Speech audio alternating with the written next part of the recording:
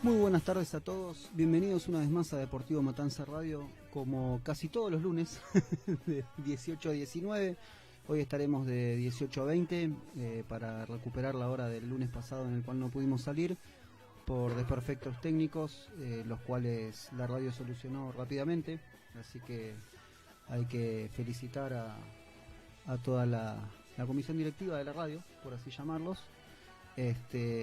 Estamos hoy 15 de junio con un frío bárbaro, esperando para recibir al invierno y esperando también un poco el regreso del fútbol, pero hoy tenemos para traerles a ustedes un hermoso recuerdo de algo que sucedía hace 30 años, ¿no es así, Cristian?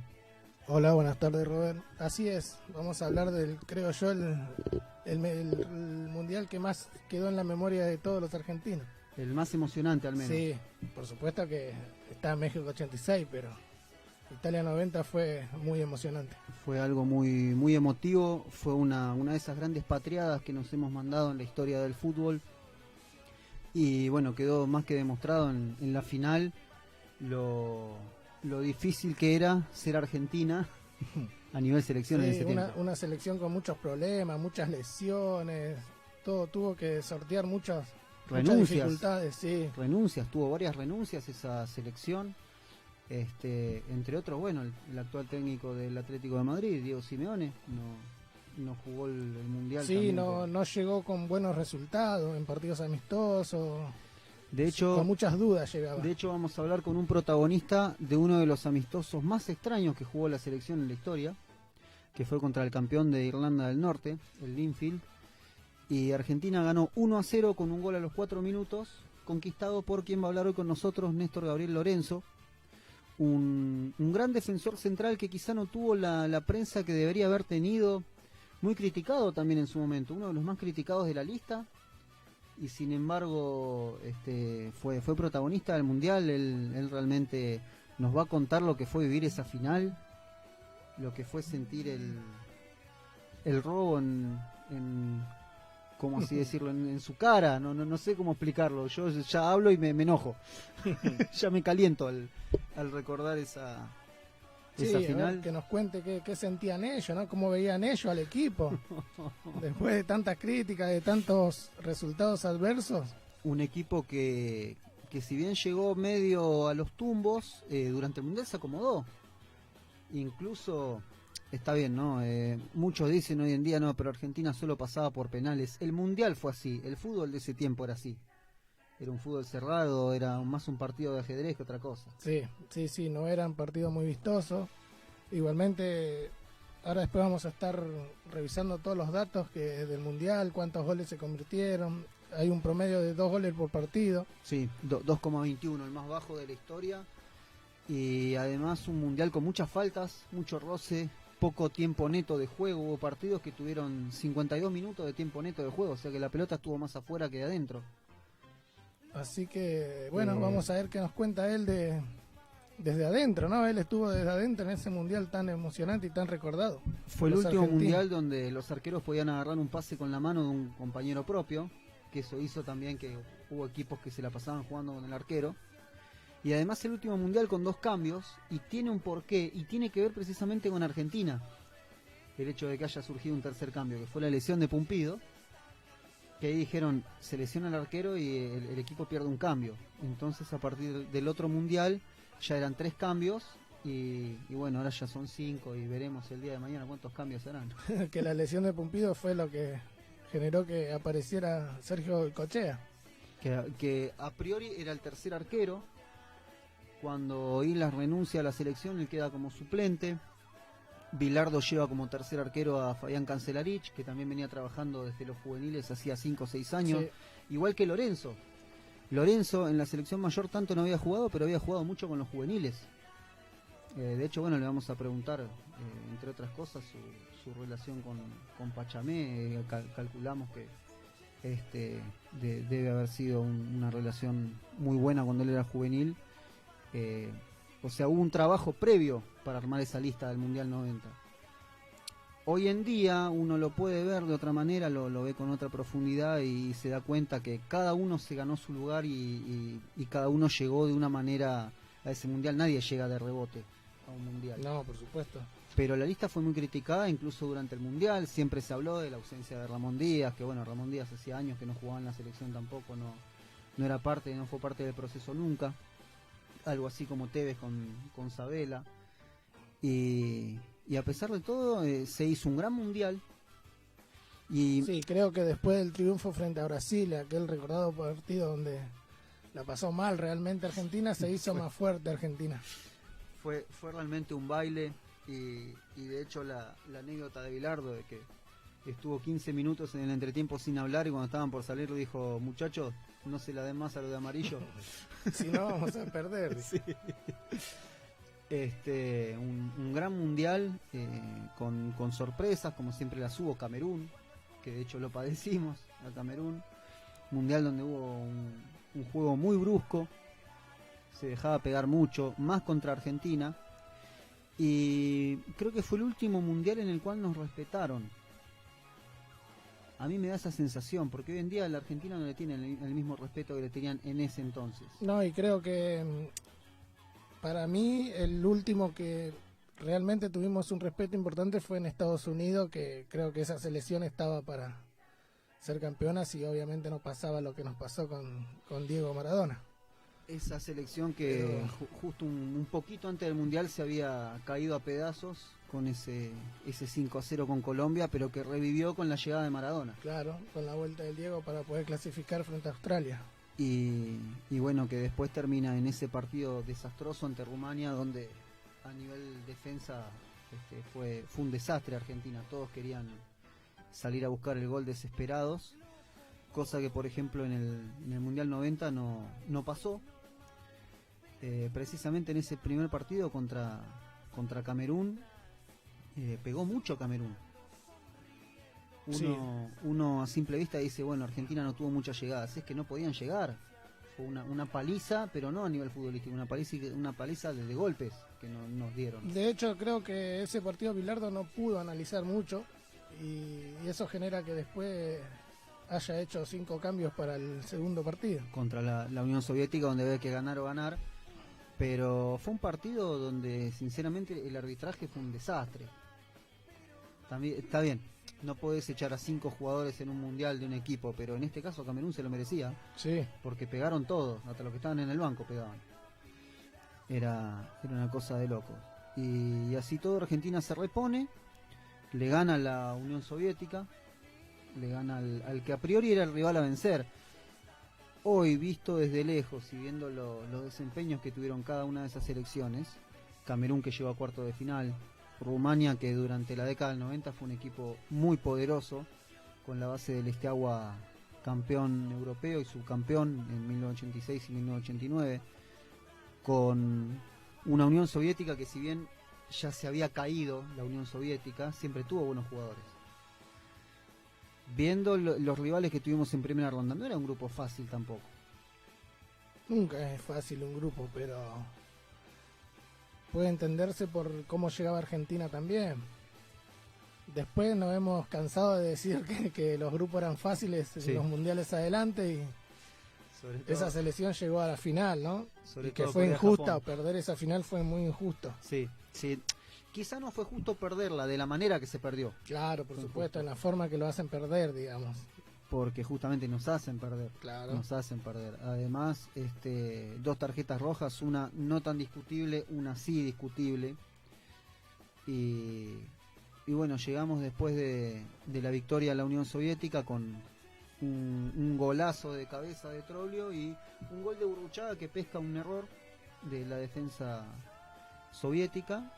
Lesión de Pumpido de por medio, la entrada de Goicochea, todos que estaban con la cabeza en la pierna de Neri, que aparte es impresionante cómo se le dobla la pierna, el golpe que se dio, pobre. No tuvo revancha, ¿no? Porque él sufre un gol atajable en el primer partido y después no tuvo su revancha. No volvió más a la selección tampoco. Llegaba Rumania en el tercer partido y Rumania parecía que se le podía ganar y al final fue un partido donde se la pasó muy mal también. Sí, una selección que fue creciendo también con el tiempo, de hecho nos termina dejando afuera al siguiente mundial. Al siguiente mundial, y casi nos deja fuera en Italia también, porque tuvieron muchas chances de gol, más chances que nosotros incluso. gol de cabeza de Pedro Monzón, otro que venía de juveniles de hacía mucho tiempo. Bilardo sobre la hora apuesta más a los jóvenes que a la experiencia, deja fuera a Cuchufo, deja fuera al Tata Brown y apuesta justamente por Lorenzo y por Monzón, que no eran número puesto en esa preselección que había. Otro que se vuelve es Gorosito, que había jugado los amistosos previos, había reemplazado a Maradona y de golpe Gorosito se encontró con que estaba en Buenos Aires. Se quedó Gabriel Calderón, quien lo llamaron sobre la hora, lo habían mandado para la casa de vuelta y lo llaman de vuelta porque Valdano no llegó. Y Argentina se queda con un delantero menos, sin Valdano, y llega al partido con Brasil. Creo yo uno de los triunfos más épicos que tuvimos en toda la historia de los mundiales. Sí, escuché en una nota hace poco que le hacían a Néstor Lorenzo, que hoy va a hablar con nosotros, donde él decía que a medida que pasaba el tiempo y ellos veían que pegaban en los palos y que erraban, estaban convencidos de que ganaban el partido. Porque no estaban convencidos de que ganaban el partido, porque veían como ellos erraban y Argentina estaba ahí, ¿no? Expectante. Hay un zapatazo de Alemán de afuera del área que el arco queda moviéndose y encima se ve que se mueve el travesaño de un lado al otro y aparte las caras de Goicoechea. Obviamente en el momento se sufrió, pero uno ahora lo ve y es hasta gracioso porque no podía hacer nada. O sea, eran todos zapatazos que iban adentro y en ese momento era sufrir y sufrir. Hasta que bueno, el genio frotó la lámpara y como dijo Víctor Hugo, Maradona demostró que estando todo roto igual es Gardel y Canigia hizo ese gol maravilloso. Creo el más importante en su exitosa carrera de Canigia. Sí, y eso que tiene goles importantes. Sí. Pero fue una epopeya. Después tiene contra Italia, que hace que nos lleve a los penales también. El cabezazo, tal cual. Y bueno, dejar afuera a un Brasil que venía, si bien no brillaba, como ningún equipo brilló en ese mundial. No nos engañemos con que Alemania era una máquina, porque tampoco. De hecho, Alemania pasa a la final por penales también, contra Inglaterra, un partido que así como lo ganó, lo pudo haber perdido. No es que era una maquinita Alemania, no es que llegaban de ganarle 7-1 a Brasil como en el 2014. Era un mundial muy, muy duro, muy rústico, muy físico. Y después de Brasil nos toca lo que para algunos era una sorpresa y en realidad para otros, o sea, el campeón de Europa en ese año fue el Estrella Roja de Yugoslavia. De Yugoslavia, sí. Y nos toca Yugoslavia con un 10 como Dragan Stojkovic, que era imparable, fue una de las figuras del mundial. Se queda con 10 Yugoslavia a los 30 minutos, todo el mundo decía, bueno, este partido se gana, y se terminó yendo a los penales teniendo un jugador de más. La diferencia física era terrible con los yugoslavos, eran aviones. De hecho, sí, igualmente ese partido creo que Argentina fue el que menos cerca estuvo de perderlo. Sí. Después, a diferencia de los otros, ¿no? Con Brasil antes, Italia después, siempre tuvo la sensación de que se podía perder. Claro. Igualmente merecía, creo yo, que habría que ganar en la cancha ese partido, ¿no? Sí. No se podía sufrir, se empezaba a sufrir demasiado. Ahí empieza la historia de los penales y ahí aparece la figura de Goico atajándose esos dos penales. Maradona, que el arquero yugoslavo le ataja. Que demostraba que era humano Maradona, sí. También. Ivkovic le ataja un penal a Maradona y así todo, ya le había atajado un penal jugando para el Napoli. Ya lo conocía. Sí. Y bueno, se pasa a semifinales y tocaba el local, tocaba Italia. Y tocaba en Nápoles, la ciudad donde se veneraba a Maradona en todos los rincones. Fue quizás el partido más duro de la carrera de Maradona. Y fue uno de los partidos más duros de la historia de la selección argentina. Sí. Porque si bien en la final ya estaba la bronca de la eliminación de Italia y ya estaba la bronca y esa sensación fea en el ambiente de que algo podía llegar a pasar, algo malo nos podía llegar a pasar, contra Italia era una certeza que algo malo nos iba a pasar. Aquella bandera recordada que decía, Diego, te amamos, pero Italia es nuestra patria. Sí, sí. Que sí. No le perdonaron nada a Maradona tampoco en ese partido. Incluso Maradona, que ya venía con conflicto con el Napoli, sí. ya venía con ganas de salir de Nápoles. Sí, estaba forzando su salida ya Maradona. Y bueno, justo se da que se enfrentan Argentina e Italia en esa ciudad. Maradona no se bancó que le putearan el himno. De hecho, Argentina entra a jugar nerviosa de ese partido. La selección no entró a jugar bien y nos meten un gol tras una serie de rebotes, de pifias, de un poco de cada cosa. Schillaci, que fue la figura de ese mundial. Aún habiendo sido el último jugador citado por un problema de otro delantero. Sí. O sea que no iba a ser de los convocados. Era el jugador número 22 de una lista de 22. Claro, teniendo... O sea, entrando así todo en la selección, terminó siendo el goleador del Mundial, con seis goles, que también no dice mucho. Y de hecho, Schillaci llegaba con un solo gol en la selección, y que lo había metido en un amistoso previo, no recuerdo ahora si contra San Marino, contra quién, o sea, no llegaba con el cartel de goleador ni a palos Schillaci. Y recién había sido transferido a Juventus, y iba como suplente a la Juventus. O sea, era una apuesta de la Juventus, era un jugador de 26 años. En ese tiempo un jugador de 26 años era considerado joven, era considerado que estaba entrando a la etapa donde empezaba a brillar en la carrera, porque el fútbol en esos tiempos era así. Y Schillaci llega como relleno al Mundial, como relleno a la Juventus, y fue el goleador. Y lo más curioso es que después de haber sido goleador en ese Mundial, su carrera se apagó, así como se encendió del 8 de junio de 1990 al 8 de julio. Al 8 de julio. Antes, al 3 de julio. Sí, el 4, sí, más o menos. Le duró menos hoy de un mes. mes. Un actor. Sí, es un reconocido actor. Le fue mejor como actor que como jugador, pero así todo nos embocó. Sí. Y después de eso Argentina se va reagrupando, se va acomodando. Era un clima muy hostil en esa cancha y Argentina alcanza el empate y después va a otro alargue. Y en el alargue se viene una expulsión rara a Justi, que él después reconoció que sí, que le metió un manotazo a Roberto Baggio, pero no era para que se tirara al piso tampoco de esa manera, y el árbitro compró. Ya ahí nos dábamos cuenta de que cualquier mínimo estaba roce... todo muy sensible, ¿no? Sí. Era el local, la idea era que llegara a la final. La idea era que Italia ganara su mundial. Italia organizó el mundial para ganarlo. Hicieron una canción que es la más hermosa de la historia de los mundiales. Lejos. Que era para ellos levantar la copa con esa canción de fondo. Y terminaron llevándose el tercer puesto. Obviamente, fue muy poco para todo lo que se había invertido en ese momento. Además, los equipos italianos eran los mejores de Europa en ese momento, le sacaban una cabeza de ventaja al resto de las ligas. Sí, tenían a los mejores jugadores. También. Sí. También tenías al Inter con los alemanes, con Bremen, Klinsmann y... Bueno, estaba el Napoli. Sí, estaba el Napoli con Careca, Maradona, Lemao. Estaba el Milan con Rijkaard, Van Basten, Gullit, los holandeses. Cada equipo tenía su trío de extranjeros, que por lo general eran todos del mismo lado. Lorenzo jugaba en el Bari en ese momento. Balbo jugaba en el Udinese. Sensini también. De Sotti fue el segundo goleador de la Serie A en el Cremonese. Había metido 15 goles. Era muy respetado el fútbol italiano, además. Y bueno, después llega la final. Pasan los penales. Goicoechea, que se convierte ya en estatua.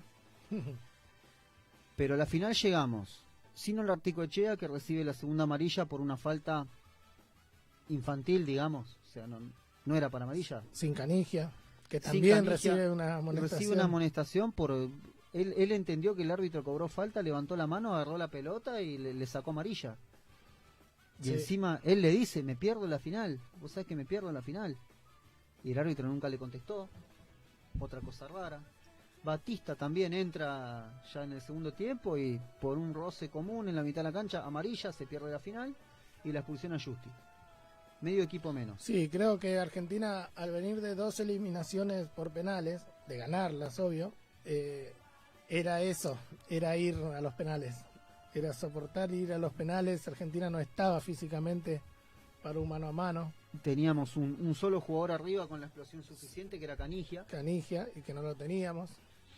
En la final se apostó por De Sotti, quien, si bien conocía a los alemanes y no hizo un mal partido, no tuvo una sola situación de gol porque la pelota nunca le llegó.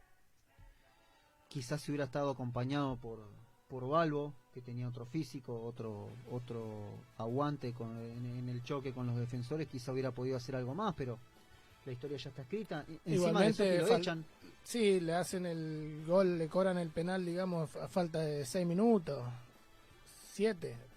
O sea que estaba saliendo el plan como lo había ideado Bilardo. Con uno menos encima, por la expulsión de Monzón. Entonces, quizá bien echado, ¿no? Porque fue una plancha para Roja. El primer tiempo fue muy trabado. En el segundo tiempo, cuando arranca el segundo tiempo, le hacen un penal más grande que una casa a Calderón, que el árbitro no lo vio. Sí. Y fue de frente a él la jugada. Terrible quiero patada. Creer que no lo vio. Yo creo que lo vio. Por eso digo, quiero creer que no lo cobró porque no lo vio, pero... Yo creo que lo vio, y yo creo que también vio la sacada de pelota de Sensini, que es 100% pelota, pero decidió cobrar penal. De alguna manera u otra... Hoy sigue diciendo que fue penal, que sí. Él está convencido de que fue penal. Quizás le pasaron una factura a Argentina por haberse entrometido, digamos, de una forma en la final, donde no tenía que estar. Algunos hablan de un pase de factura por la mano de Maradona a los ingleses, pero eso fue 4 años atrás, y aparte Maradona volvió a meter la mano en ese mundial sí. Contra la Unión Soviética, una pelota que se metía. Sí.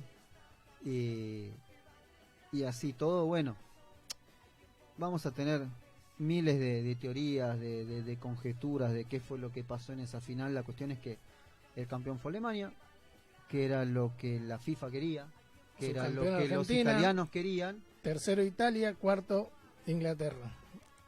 Eso fue ese fue el podio. El podio, con los ingleses sin medalla. Sin medalla. Hubiese sido lindo en la final, ¿no? Argentina-Inglaterra. Argentina-Inglaterra estuvo cerca, ¿eh? Justo estaba pensando eso el otro día. Pasa que en los penales los ingleses llegaron muy disminuidos, sí. Ya no tenían pierna. Otra cosa, en ese momento los penales los pateaban mayormente los defensores porque tenían más fuerza en las piernas que los delanteros. De hecho, nosotros teníamos a Cerrizuela, que sabíamos que era fija, que Cerrizuela pateaba y lo embocaba. En esa final Lorenzo además jugó una gran final, porque tuvo que reemplazar en el segundo tiempo nada más y nada menos que a Ruggeri, y tuvo que marcar a Klinsmann. Lindo nene Klinsmann. Sí. No solo que era un avión, sino que además si tenía que poner el codo o sacar el alfiler de Bilardo, lo sacaba. Y lo anuló. No había hecho un gran mundial, pero obviamente era un extraordinario jugador. Ningún alemán había hecho un gran mundial. A ver, todos hablan de no, porque Matthäus fue figura. No, tampoco, no nos engañemos. La rompió contra Holanda, nada más, en octavo de final. Después era medio pelo. La goleada del mundial a Emiratos Árabes, y creo que si Argentina jugaba con Emiratos Árabes también le hacía 5. Porque fue uno de los equipos más pobres que hayamos visto en un mundial. También se dieron otras circunstancias como Uruguay, que llegó en medio de un caos institucional, dirigencial. Incluso Tavares en pleno mundial anuncia que termina la participación en el mundial y no sigue. Uruguay, que tenía a Rubén Paz, a Francescoli, a Antonio Alzamendi, tenía un equipazo, pierde con España, empata el segundo partido empata con España, pierde con Bélgica y le gana de casualidad a Corea del Sur faltando un minuto, un gol de cabeza de Fonseca, y después pierde 2-0 con Italia, un partido en el cual no la tocó, es la realidad. Nada que ver con el Uruguay actual, mucho más organizado. Tuvimos otra participación sudamericana que fue Colombia, que fue un equipo también muy vistoso, le sacó un empate a Alemania en el último minuto. Colombia ya venía avisando ahí que tenía cuerda para rato en esa década. Y en octavos lo deja fuera Camerún, con el error de Higuita, que quiere gambetear a Roger Mila. Roger Mila, que también fue una de esas cosas extrañas que pasan una vez en la vida, 38 años, ya estaba retirado. Ya retirado, sí, lo convocan, viene, termina siendo el goleador de la selección. uno de los africanos más importantes de la historia, además, y con la particularidad de que cuando hacía un gol no podía sonreír porque no tenía todos los dientes, cosa que ni bien termina el Mundial y vuelve a jugar en Francia, lo primero que hace un dentista se ofrece a... Sí, una cosa impensada para hoy, ¿no? Sí, totalmente. Hoy tiene mucho que ver la imagen. Sí, aparte, también otro que había renunciado a esa selección era Macanaki, vuelve para el Mundial. Una selección muy veterana, además, todos mayores de 30 y pico. Después, bueno, lo que dijimos de Yugoslavia. Inglaterra tenía un gran equipo también, uno de los equipos quizá más recordados de los ingleses, con figuras como David Platt, Paul Gascoigne, pero así se llevaban también en el vestuario. De hecho, hubo un partido, no recuerdo ahora cuál fue, en el cual Gascoigne tenía un par de magullones en la cara, preguntaron qué pasó, dijo que se había caído. Un rumor fue que estando ebrio realmente se había caído, y otro era que estando ebrio se había peleado con todos los compañeros de la selección. Y así pintoresco fue el Mundial de Italia, un mundial donde se estaba entrando a la década de los 90, se empezó a vivir esta era tecnológica en la que estamos ahora, el Mundial de las Telecomunicaciones. Hoy en día la cancha se toma de arriba por un dron. En el partido inaugural sorprendió el efecto del helicóptero arriba del estadio, cosas que se fueron mejorando, televisión en color en todo el mundo. Fue un mundial muy importante, marcó un antes y un después. 2,5 millones de personas concurrieron al mundial. 2.516.000 más exacto, en 24 partidos. Una barbaridad. Sí. No un sé. Promedio de 50.000 personas por partido. No, eso te iba a decir, no quedó una entrada libre. En 52 partidos que se disputaron, 115 goles. Nada. Sí. Nada. 2,2 por partido, más o menos, goles. Clasificaban algunos terceros, de hecho Argentina clasifica tercera en su grupo, cosa que volvería a suceder 4 años después en Estados Unidos, por diferencias de goles y todo eso.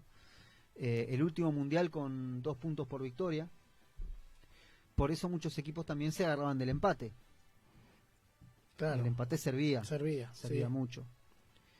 Y bueno, la nostalgia que nos queda en el tiempo. Así que ahora nos vamos a un pequeño corte. ¿Qué hora es? Son 18:27. ¿Cómo se nos fue el tiempo hablando del Mundial de Italia? Y enseguida regresamos con más Deportivo Matanza Radio y con el protagonista de este Mundial. Vamos.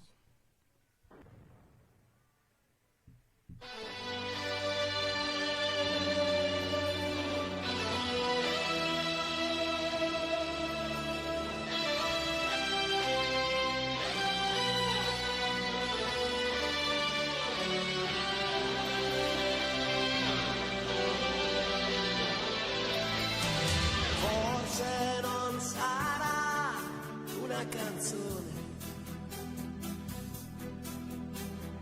a cambiare le regole del gioco, ma voglio viverla così questa avventura, senza frontiere, con il cuore in gola. E il mondo in una giostra di colori, e il vento accarezza le bandiere, arriva un brivido e ti trascina via, e sciogli in un abbraccio la follia.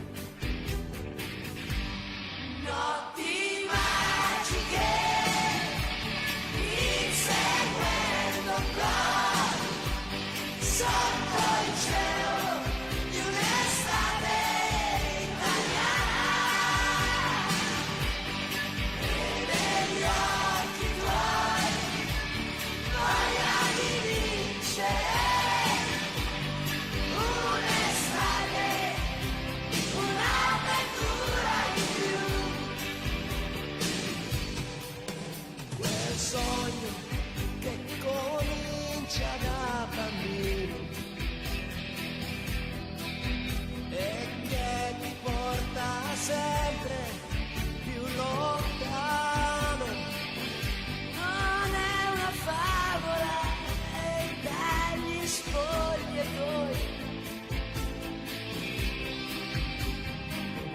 sono i ragazzi e siamo noi. Notti magiche, inseguendo un po' sotto il cielo di un'estate italiana. E negli occhi tuoi voglia di vincere un'estate, un'avventura di più.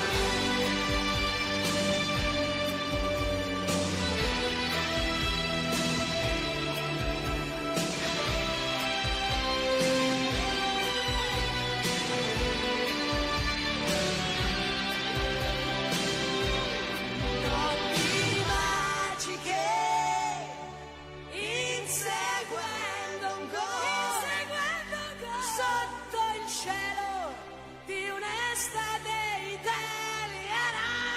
Na, na, na, na. E negli occhi tuoi voglia di vincere un'estate, un'avventura in più. Un'avventura in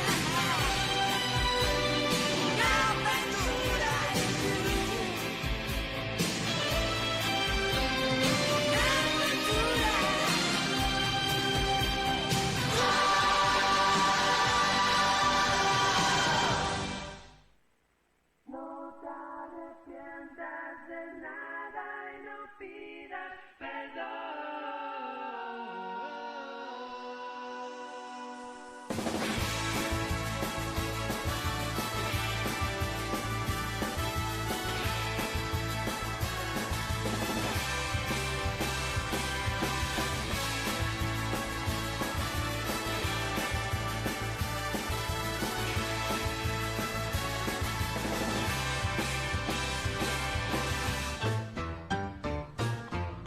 Loco un poco nada más, casi pareces normal, pero en la mirada. Seguimos con más Deportivo Matanza Radio, son las 18 horas 33 minutos y después de este tema que creo que nos emocionó a todos, ¿no? Sí, espectacular. Tengo el pecho inflado, parece mentira. Estamos en comunicación directa con Néstor Gabriel Lorenzo. ¿Cómo estás, Néstor? Robert y Cristian, te saludamos. ¿Qué tal? Buenas tardes, muchachos. ¿Cómo están? Un abrazo. Bien, muy bien y emocionado reviviendo el Mundial de Italia después de 30 años, ¿no? De semejante alegría, semejante epopeya y encantadísimos de tenerte acá con nosotros. Bueno, muchas gracias. Es un gusto. Queremos homenajearte porque fuiste partícipe de aquel Mundial, porque jugaste la final, por haber representado a la selección y al fútbol argentino y habernos dejado tan alto. Y también vos venías de un proceso que había arrancado, si no me equivoco, en Singapur 6 años antes. Sí, sí, fue mi primer viaje, digamos, con la selección que en ese momento iba a ser la sub-20, ¿no? Que participamos después en Paraguay, en Juventud de América, y que después siguió el proceso con los Juegos Olímpicos de Seúl en el año 88, y bueno, y después me tocó la dicha de poder ir al Mundial con el grupo definitivo de los que habían salido campeones en el 86, ¿no? Así que fue todo un proceso, sí, así como lo dijiste. Fueron 6 años de arduo trabajo y además, bueno, como vos comentás, un sudamericano, unos Juegos Olímpicos, Copa América en el medio. Me imagino unos años vertiginosos, como pocos. Sí, hermoso porque fue el final del proceso formativo que tenemos todos los jugadores, ¿no? Desde que toqué la primer pelota en Riachuelo, en Villa Celina, hasta que pasé por todas las inferiores de Argentinos Juniors, primero en pre-novena en Lanús, y bueno, yo siempre digo que la etapa de formación del jugador es indispensable para lo que viene, ¿no? Para el futuro y para el bien del fútbol en realidad.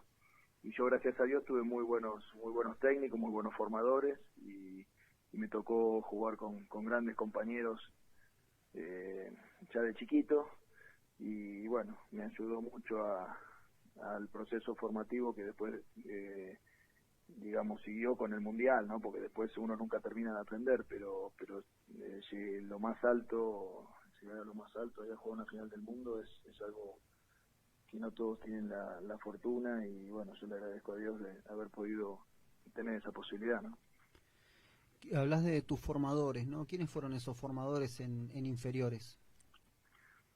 Mira, en Riachuelo tuve a mi papá, a Beto, de técnico en una categoría, en la 65, con una categoría superior, y a Osvaldo Zavala, ¿no? Que fue el que el técnico que nos enseñó muchísimo ahí en Riachuelo. Después en Argentinos Juniors tuve a Francisco Cornejo, Carlito Balcaza, José Peckerman, ya en reserva, ya más alto. Después del Piojo Judica, Roberto Saporiti, técnicos que sabían mucho y que conocían al jugador, ¿no? Los procesos, esto de lo que estamos hablando. Y después, por supuesto, en la selección con Pachamé y Bilardo, ¿no? Y Romeo, que era también un asistente de ellos, que era una excelente persona y un gran formador. Aparte de grandes técnicos, grandes docentes, todos, ¿no? Sí, sin ninguna duda, sin ninguna duda. Y creo que a determinada edad es más importante eso que lo que es la táctica, digamos, o lo que hoy se valora de un director técnico profesional, ¿no? A esa edad todo tiene su tiempo, ¿no? Y a esa edad creo que la docencia y la docencia no solo en lo futbolístico, sino también en la persona, en la formación de la persona como persona, me han enseñado mucho, ¿no? Incluso los compañeros mismos, porque yo subí al plantel de Argentinos Juniors con 18 años y éramos 20 jugadores en total, yo era el más chiquito, y bueno, ahí tuve a Holguín, a Pavoni, a JJ López, a Morete, a Adrián Domenech, a Quique Vidallé, a Holguín, bueno, no sé, cantidad de jugadores a Emilio Comiso, El Pepe Castro, Pepe Renato Castro, Corsi. Claro, pero Renato, Vichy, Checho, de pronto eran más cercanos a mi edad, ¿no? También eran chicos ellos. Checho tenía 22 años en el 84. Claro. Pero los grandes, los que habían tenido ya una carrera, una carrera de campeones en Boca, en River, en selección, esos eran los que de pronto lideraban el grupo y te enseñaban cómo comportarte, y más que a cómo jugar, ¿no? A cómo comportarte en un grupo. Hablabas del Piojo Judica, la mentalidad ganadora además, ¿no? Que tenía el Piojo Judica y lo que les transmitía a ustedes. Sí, el Piojo era un fenómeno. El Piojo, en la cabeza de él no cabía la palabra perder, no entraba. Él, y eso lo agarró un equipo formado por Roberto Saporiti, que venía de ser campeón metropolitano. En el 84 Argentino sale campeón metropolitano, 84. Sí. Y en el 85, cuando él vino, ganamos el Nacional y Copa Libertadores. Eso fue algo impresionante, una época de oro, ¿no? Para un club que se caracterizaba hasta ese momento por ser formador, pero que creo que tenía un subcampeonato, 2 subcampeonatos, uno con Diego en el 80 y otro en el año 60. Sí. Pero bueno, la verdad que ahí fue la época de brillo, ¿no? del club. Ahí es cuando se los empieza a conocer como el semillero del mundo. Me imagino el orgullo tuyo de haber salido de un club modelo como Argentinos Juniors. Sí, porque tenemos todos una misma característica, una misma ideología futbolística. La verdad es que nos formaron con un gusto por jugar, ¿no? Por jugar a la pelota más que al fútbol. Y eso se ponía de manifiesto también porque veníamos todos del baby fútbol, ¿no? Del fútbol 5, de la pista. y en ese sentido, viste, éramos todos jugadores con buena técnica, con buena... Hola. Y entonces, ¿me escuchás? Sí, Hola. sí. Así que en ese sentido teníamos todo un origen parecido, ¿no? Salvo algunos que ya los que venían del interior o que no venían del barrio eran muy pocos, ¿no? En Argentinos Juniors estaba el papá de Checho Batista, José, Oscar Refojo, Tito Patiño, eran personalidades dentro del baby fútbol en Parque, y iban cancha por cancha viendo a los rivales de Parque, trataban de cuando veían un jugador más o menos potable o con características de poder ir a Argentinos Juniors, lo llevaban a Argentinos Juniors. Así fue como me llevaron a mí y a tantos otros, ¿no? Y bueno, entonces teníamos todo un origen parecido y nos entendíamos. Tu llegada a la selección, ¿cómo se produce? ¿Cómo te enterás de la convocatoria y de que tenías que ir a entrenar con el Sub-20 que era dirigido por Pachamé entonces? Y yo participé en una categoría que hasta hoy tiene un récord de partidos invictos en el fútbol argentino. La 66 de Argentinos Juniors, ganamos de novena a sexta, mantuvimos un invicto, ¿no? Y ganamos los 4 campeonatos seguidos. Octava y séptima invictos todo el año, pero perdimos en segunda rueda de novena y en segunda rueda de sexta. Es una idea, durante 4 años mantuvimos un invicto. Entonces esa categoría venía Ernesto Duccini a vernos continuamente, ¿no? Y bueno, me tocó ahí que en una de las convocatorias que convocaban, la primera convocatoria la hacía Duccini, que era el vedor de la AFA. Y bueno, de mi categoría fuimos casi todos a por lo menos a la previa, ¿no? A las pruebas. Y bueno, gracias a Dios me tocó siempre en los filtros que va habiendo de los torneos. Siempre cuando hay un torneo hay un microciclo y un filtro, y bueno, siempre me tocó quedar y tuve la suerte de poder ir a todos esos viajes, después ya con la selección mayor en el 88 y que desembocó en el Mundial. Le hiciste un gol a Brasil en ese Sub-20. Sí, en Paraguay me tocó hacerle un gol a Brasil, pero después quedamos eliminados, ¿no? Nos tocó una zona muy difícil, el mejor Colombia, el Colombia de Guita, de Lionel Álvarez, de Franklin Martínez. No, tenían equipazo. Sí. Tenían John Edison Castaño, John Jairo Treyes, tenían equipazo Colombia. Pero bueno, empatamos con Colombia y teníamos que ganarle a Brasil. Teníamos que empatar con Brasil y perdimos 2-1. Nos hizo un gol Sila después en el segundo tiempo. Paulo Sila, después fuiste compañero de él. Sí, gran amigo, un fenómeno, Pablo. Sí. Bueno, después llegaron los Juegos Olímpicos, participación muy esperada acá en Argentina, y otra vez los resultados no se dieron, pero ese equipo no dejó una mala imagen tampoco. No, lo que pasó con ese equipo fue que hicimos una pretemporada en Tandil en enero y había como 6, 7 jugadores que los clubes no lo prestaron. Primero vendieron a Troglio y a Canigia, los vendieron al Verona, creo. Sí, al Verona.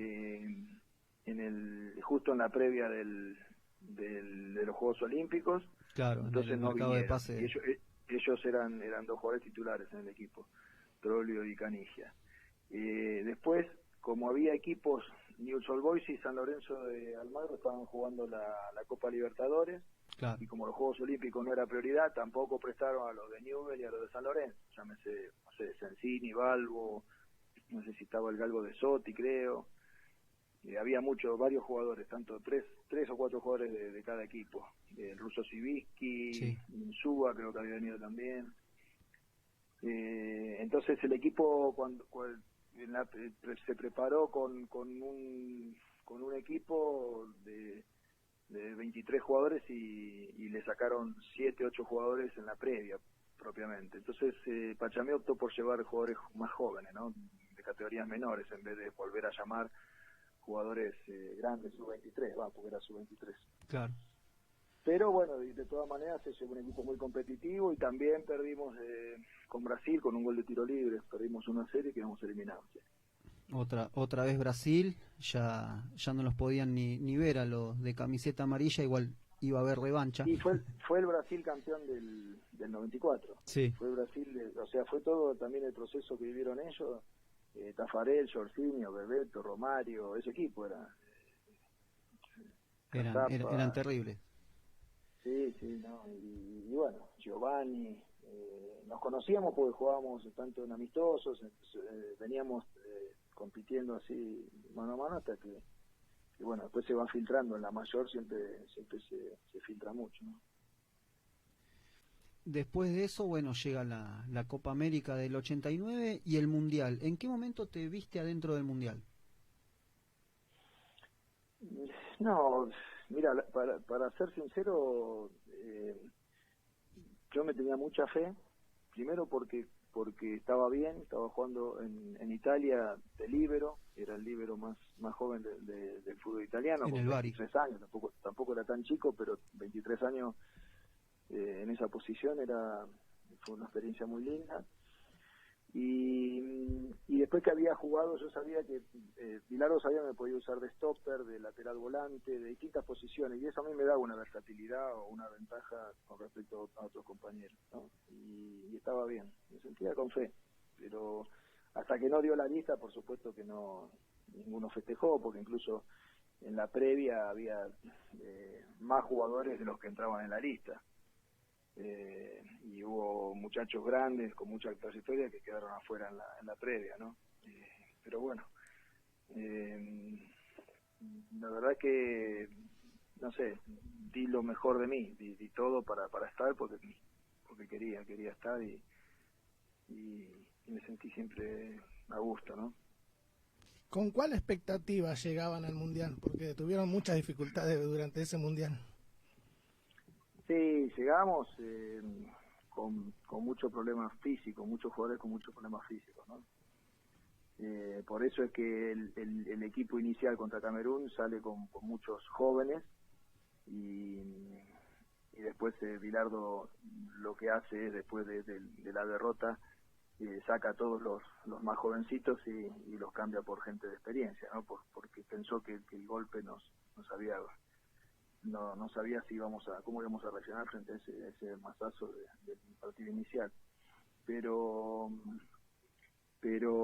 siempre llegar a la final, siempre llegar al último día. La expectativa era esa. De un equipo campeón no se puede esperar otra cosa. Y bueno, nosotros, que si bien Troglio, Sensini, Caniti, Abalbo, no habíamos estado en el Fabri, no habíamos estado en el 86, teníamos el mismo mensaje que recibíamos de los campeones del mundo, que teníamos que llegar hasta la final, hasta el último día, ¿no?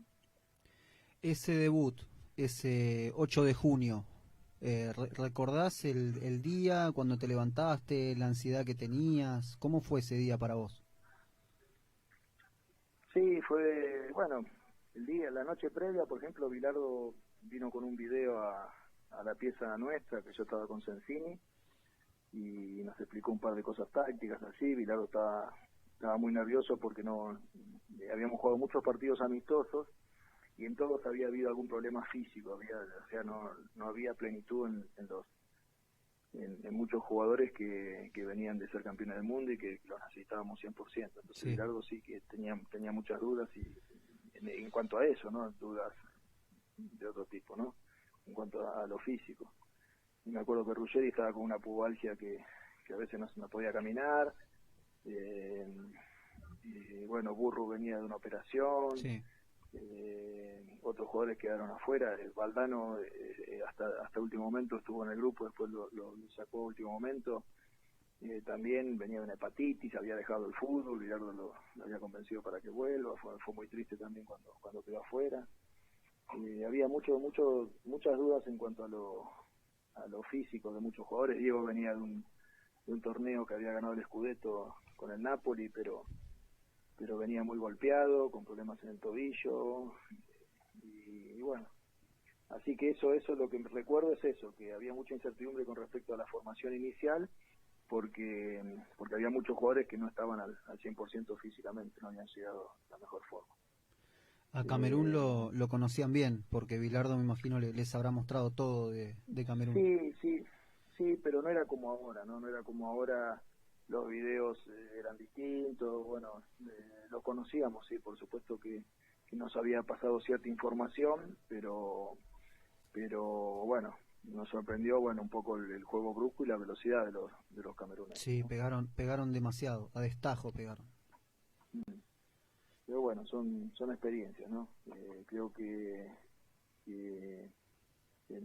nunca había imaginado la derrota, pero aprendimos mucho de ese día en cuanto a la entrega y a la concentración y a un montón de cosas que vivimos en el futuro del campeonato, ¿no? A medida que pasó el campeonato.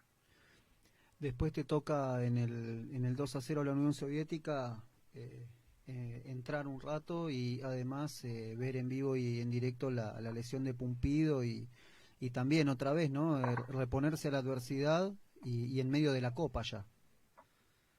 Sí, eso fue terrible porque cuando llegamos al vestuario, o sea, Neri ya no estaba, lo habían apartado un poquito en un cuartito para que no nos impacte, ¿no? Pero todos queríamos ir a ver a Neri, todos queríamos saber cómo estaba Neri. En el entretiempo. En el entretiempo, claro. Y bueno, gracias a Dios se ganó ese partido, nos encaminamos, y bueno, después todo, partido a partido era una final, ¿no? Que es como se debe jugar cada mundial. Y el hecho de haber estado siempre con las dudas, con incertidumbre de lo físico y todo eso, hizo que aumentara la concentración, que aumentara el compañerismo, la hombría ahí que apareció del grupo en sí, y que nos enrolamos todos en una caravana de elogios y de arengas y de bueno, de salir cada partido como si fuera el último, ¿no? Así se vivió. Después en octavos, ganarle a Brasil de la forma en que se le ganó, es como que dio ese empujón que faltaba para convencerse de llegar a la final, digamos. Brasil venía muy bien y sí, pues, nosotros sabíamos con la calidad de jugadores que teníamos que le podíamos ganar a cualquiera, ¿no? Primero porque en la estructura defensiva siempre la selección había funcionado bien. De pronto faltaba un poco de juego y o sea, más que nada por cómo formaba el equipo, ¿no? Un poco de juego y llegada, pero sabíamos que con poca llegada, teniendo a Diego, teniendo a Canigia, teniendo a Calderón, a Balbo, había De Sotti, había delanteros Burro, que sabíamos que podíamos lastimar en cualquier momento, ¿no? Y lo de Brasil mismo también, nosotros sabíamos que en alguna íbamos a tener y había que aprovecharla. Y después de cómo se dio el primer tiempo, donde nos fuimos dominados y de pronto hubo algunas jugadas claras para ellos, sabíamos que si hacíamos el gol, cuando se da así el partido, es como que tenés la convicción de que si la metés, ganás, ¿viste? Y bueno, se dio, gracias a Dios. Después se siguió sufriendo, pasó Yugoslavia, pasó el local Italia y llega a la final y te toca jugar nuevamente la final. Sí, yo había ido menos el partido de Italia porque estaba con una contractura en el aductor, todos los partidos había ido al banco y siempre estaba con la duda porque Ruggeri estaba muy mal del pubis y sí. Bilardo siempre hacía la técnica, decía Ruggeri va a probar, si no puede Ruggeri valore. Así que yo estaba siempre ahí en la duda y calentando la par del grupo y todo, hasta que Ruggeri decía, no, tranquilo Néstor, que me la banco, juego, y de cabezón un fenómeno.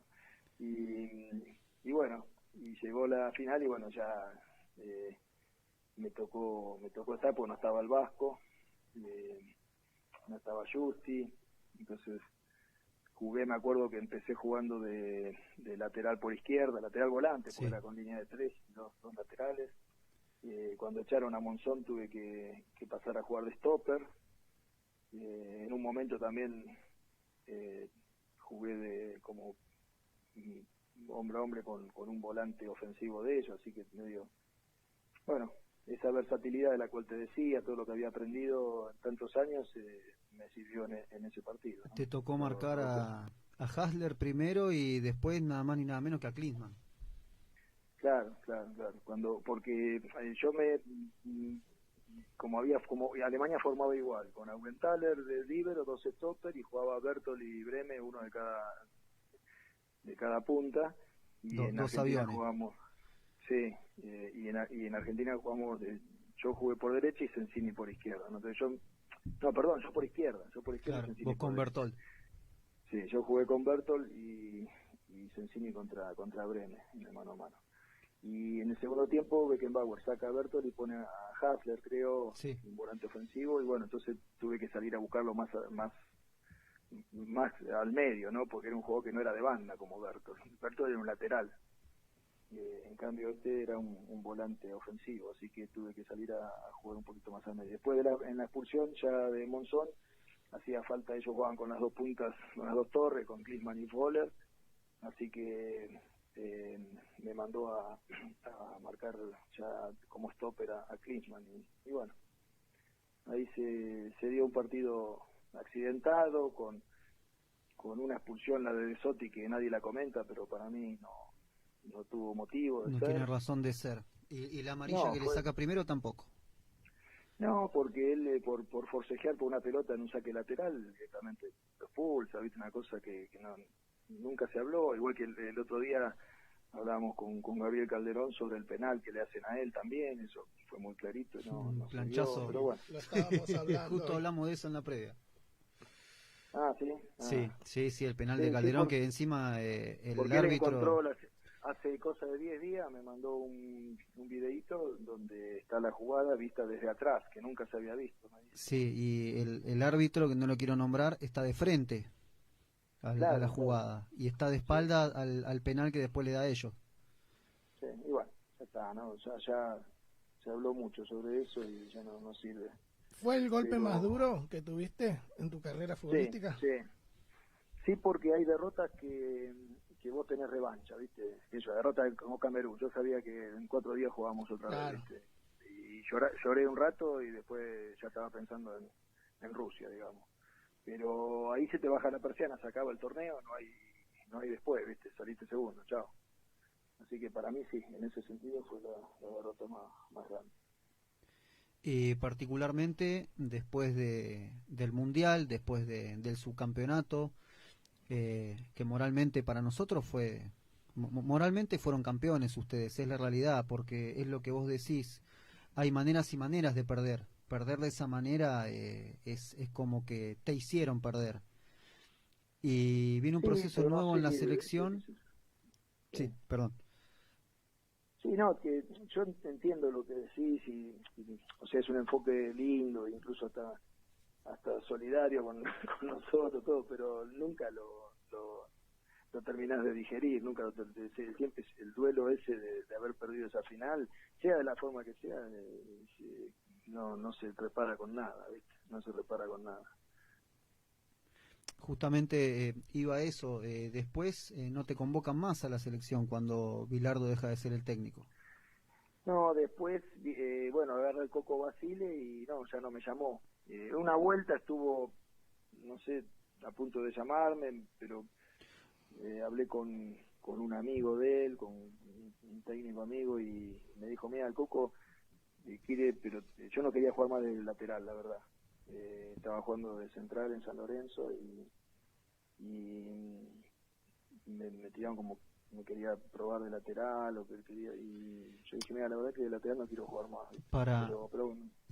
Para el repechaje contra Australia, ¿puede ser? ¿Que se habló? No recuerdo bien qué época fue, pues yo ya estaba en San Lorenzo en esa época, en el año 93. Sí. 93. Así que puede ser. Pero bueno, no se dio, desgraciadamente me hubiera encantado volver, yo la selección la llevo muy adentro, pero no se dio. Después, bueno, continuaste tu carrera en Inglaterra. ¿Cómo fue llegar a Inglaterra y precisamente siendo argentino y con todo lo que había sucedido en esos años? ¿Cómo fue tu experiencia allá? Y fue un desafío, mira, primero a mí el Bari me dicen que me venden al Nottingham Forest, un equipo que venía de ganar Copas Europeas, Sí. un equipo que estaba Brian Clough, que era un técnico muy muy particular, un tipo como si fuera ahora, bueno, como fue después Ferguson y Wenger, bueno, de Sí. ese estilo, ¿no? De líderes así identificados con ese club. Ahora, ¿qué pasa? Cuando yo llego a Inglaterra, voy con el empresario, un empresario italiano, y me llama el técnico, me llama el manager Clough, y me dice, mirá, dice, yo te vi, me gustaba, que yo, dice, pero yo tengo los dos centrales de selección, que eran Chettel y Des Walker, dice, yo, si no vendo a uno de ellos, no te puedo comprar, me dice, pero estoy por vender a Des Walker, me dice, ¿no? Y yo lo miro al italiano y le digo, no, ¿cómo es esto? Y yo viajé y no está hecha la operación. Era otra época, no es Claro. como ahora. Pero, y me dice, no, pero tranquilo porque lo van a vender, lo quiere la Juventus, qué sé yo. Bueno, al otro día la Juventus compra a Julio César, el brasilero, y desiste de comprar a Des Walker. Entonces yo tenía una calentura, padre, me quería volver, pelearme con los del bar y todo. Ya me había peleado por el tema del mundial, y me llama Ossi, me llama Osvaldo Ardiles, y me dice, Néstor, mirá, nosotros acabamos de ascender, somos un equipo chico pero que juega lindo, yo estoy muy cómodo acá, me gustaría tenerte, queda aquí, queda allá. Entonces me fui a Swindon, me gustó cómo me habló Osvaldo. Bueno, firmo el contrato y a Swindon lo bajan de categoría, habiendo ascendido en la final del ascenso para subir a primera división, lo bajan por evasión de impuestos a segunda otra vez. Sí, una cosa increíble. Increíble, ¿viste? Me quería morir, pero ya había firmado y bueno, me enganché en el desafío de otra vez con Osvaldo, no sé yo. A los 6-7 meses Osvaldo se va a Newcastle. Así que bueno, cosas de la carrera, ¿no? Que nos pasaron a todos los jugadores. Pero antes no había ni tanta comunicación, ni tanta información, las cosas había que creer más, ¿no? En lo que te decían y bueno, ahí la pagué, la verdad, porque nunca imaginé que me iba a ir de la primera de Italia a jugar a la segunda de Inglaterra, pero se dio de una manera increíble, así. Después volviste acá a jugar a San Lorenzo, estuviste también un tiempo y luego llega Ferro. Sí, San Lorenzo, después de San Lorenzo fui a Banfield. A Banfield, sí. Con López y Caballero a Banfield. Y armamos un muy lindo equipo con el Pupi Zanetti, con Patrulla Jiménez, con David Comiso, muy lindo equipo. Bueno, Archu Sanguinetti, Ale Rossi. Estaban todos. Sí, teníamos un equipazo, la verdad que hicimos muy buenos partidos, le ganamos a los grandes, Radaeli jugaba, y después voy a Ferro, y bueno, y después hice un buen año, y cuando Bilardo ya desde que llegó a Boca me dijo que me quería llevar, que quería un jugador como yo en el grupo, en el plantel, y bueno, se dio la oportunidad y fui a Boca. Lo que pasa es que yo ya estaba muy mal de la rodilla. Mi rodilla derecha tenía osteocondritis, la arrastraba bastante, me dolía, terminaba todos los partidos rengo y bueno, eso lo pagué en esos años. Después terminaste tu carrera en Quilmes.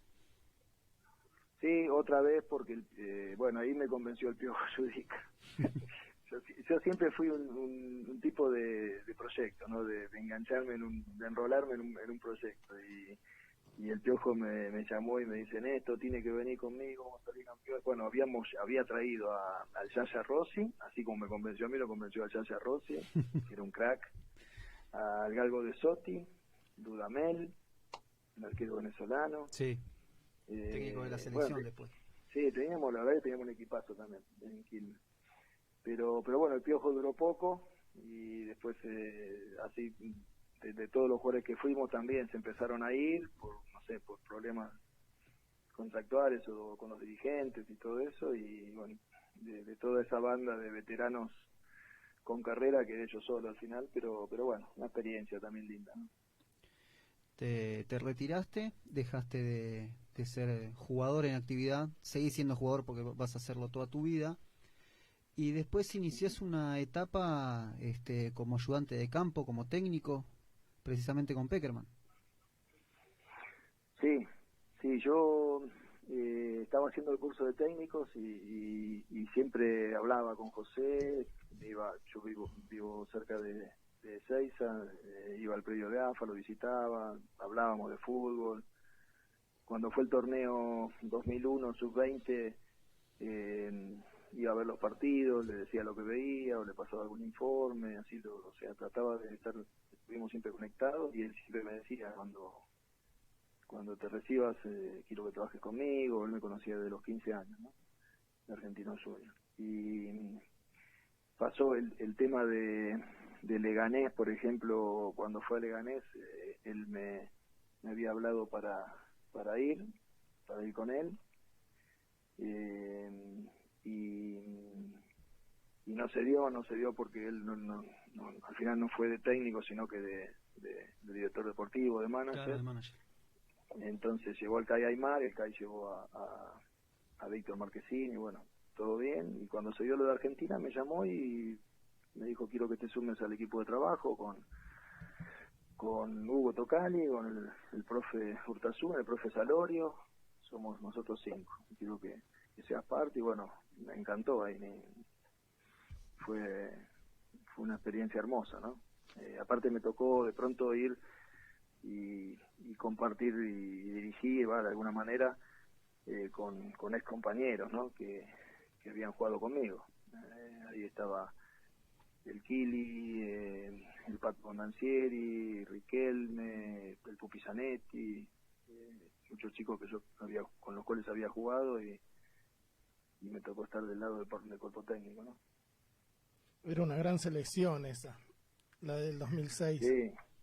Sí, la verdad que era una selección que tenía todo, tenía fútbol, tenía garra, tenía gente diferente, tenía armado de juego, tenía finalización. La verdad que era una selección que jugaba muy, muy, muy buen fútbol. Cuando perdemos con Alemania, que la perdemos por penales, con Román Riquelme sentado en el banco. Después se llegó a comentar que por ahí con Riquelme hubiese sido esos 12, 13 minutos que faltaban diferentes, o lo sacaron por un problema físico a Riquelme. No, esas cosas son decisiones en el momento, ¿viste? Nadie es mejor que el entrenador en ese momento para evaluar y para que fluya la decisión, ¿no? Después, con el resultado, con el diario del lunes, sí, por supuesto. Todo tenemos, pero bueno, no te olvides que entró Cambiaso, que venía rompiéndola, que tenía yo creo que fue injusto eso también. El cambio tenía sus argumentos, pero bueno, hoy por hoy se pueden decir mil cosas, pero no, yo respeto en ese sentido, siempre respeto la decisión dentro del contexto del momento, ¿no? Y por algo se toman las decisiones, y eso lo puede decir el entrenador nada más, ¿no?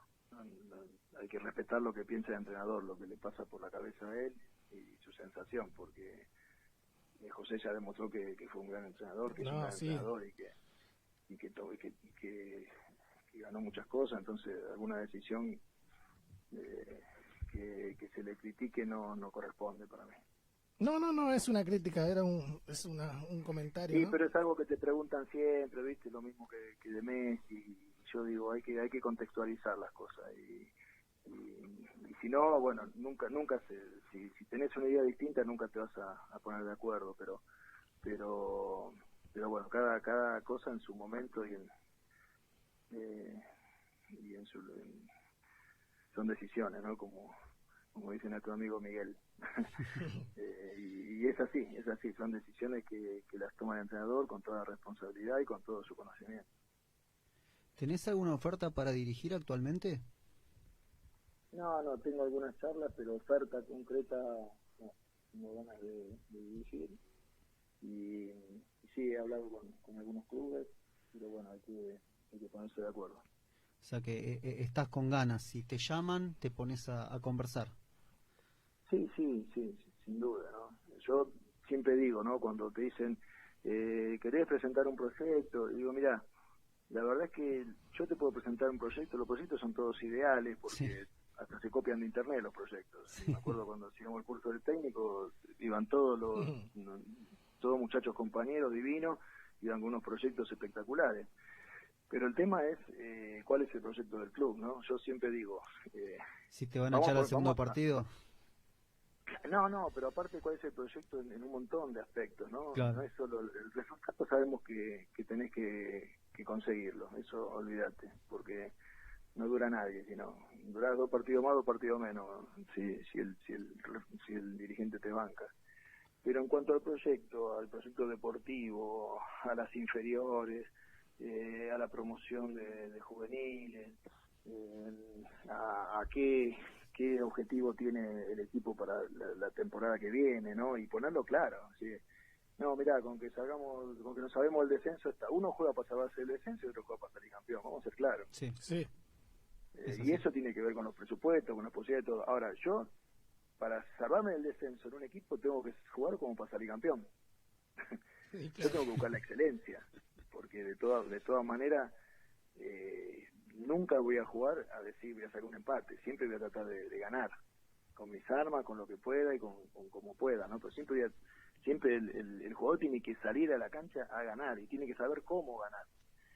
Y con los dirigentes lo mismo, cuando te propones objetivos con los dirigentes, decís, bueno, ¿cuáles son tus objetivos? ¿Cuál es tu proyecto? Bueno, yo te puedo decir cómo lo haría yo, para convencerte de que soy yo la persona.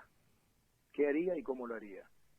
No, yo te traigo el proyecto y que el dirigente, qué hermoso. Y bueno, sí, si yo le traigo a un equipo de poco presupuesto, el peor equipo del campeonato, pues no pongamos un nombre, No, sí, sí. y te digo, yo así, haciendo esto voy a salir campeón, es mentira, o sea, mi proyecto es una mentira. Sí. En cambio, si el dirigente me dice, mira, el objetivo es salvarse el descenso o terminar en la mitad, si teníamos mitad de tabla, superaste el objetivo, por ejemplo. Sí. Entonces ahí nos ponemos a hablar y vemos cómo hacemos, cómo se logra, cuáles son los objetivos de corto plazo, de mediano plazo, de largo plazo. Ahí ya se habla en otro contexto, ¿no? Pero siempre hay que hablar mucho y conocerse. Hoy yo escucho un poco que se habla de más, ¿no? Que se habla mucho de más Sí. en cuanto a todo. Néstor, la última de mi parte, ya para ir cerrando. Si sentís que te faltó algo en tu carrera o realmente te sentís realizado con todo lo que has logrado. Y las dos cosas. Yo mira, en inferiores salí campeón en todos lados, en Lanús, en Argentino, pero con categorías, ya te digo, que quedaron en la historia. Salí campeón reserva, salí campeón, llegué a primera y bueno, el equipo ganó, yo era suplente o estaba dentro del plantel, así, pero ganó el Metropolitano, el Nacional. Y después no pude salir campeón en equipo, me tocó en situaciones conflictivas jugar en equipos grandes que después fueron campeones, me tocó pelear con la más difícil, el armado del grupo, la pelea con los dirigentes, en el San Lorenzo de Miele precampeón, en el Boca de Macri precampeón. Sí. Bueno, son momentos en los cuales no se coincide y eso me hubiera gustado estar en un proceso así, por supuesto. Por eso te digo las dos cosas, una esa y la otra es que me siento realizado, sí, me siento realizado porque hice siempre lo que sentí, porque me gané un respeto de mis compañeros, de la gente, un cariño, por una manera de ser, de manejarme, que eso me da satisfacción también. Y bueno, realizado porque de chico quería jugar en primera y me tocó mucho más que jugar en primera, ¿no? Gracias a Dios. Yo de mi parte, ¿tenés contacto con Diego? ¿Hablaste con él? ¿Lo viste? No, hace rato que no hablo, que no lo veo, ¿no?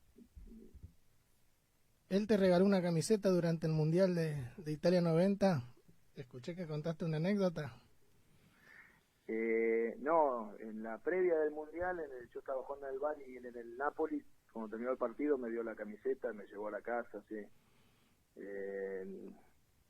yo jugué con los dos hermanos de Diego en Argentinos Juniors, y a él lo veía cuando nosotros con edad de novena jugábamos en Boyacá, en la cancha de Argentinos, y la novena, como es la primera categoría que juega, llegaba temprano para cambiarnos, y la primera terminaba de entrenar y todavía compartíamos vestuario prácticamente con los muchachos de primera que se iban del entrenamiento.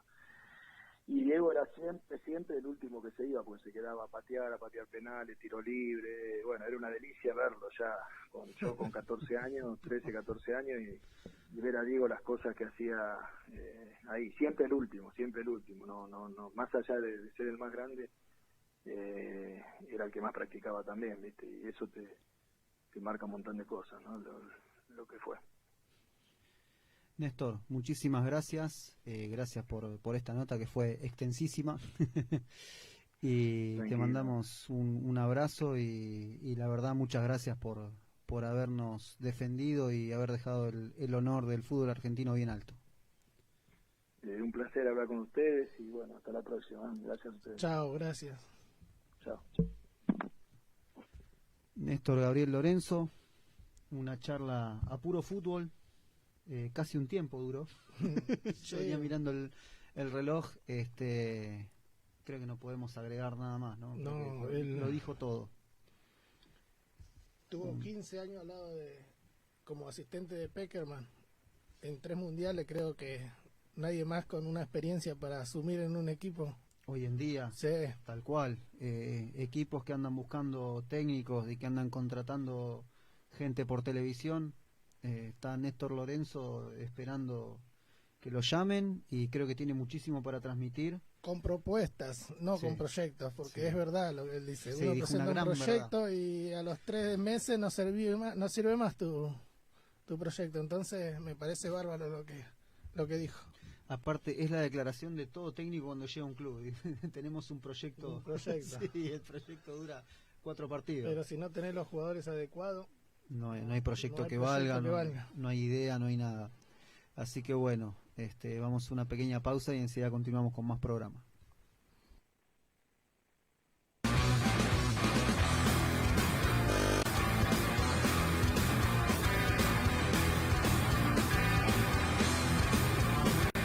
Esa bomba de hoy, la que llevas entre tus manos, la que nadie te ofreció, eso es todo y sin embargo haré una excepción por haber nacido humano. Somos hijos del amor, eso es todo y sin embargo moriremos frente al mar. De todo lo que has llorado no se puede destruir por el sueño sin soñarlo.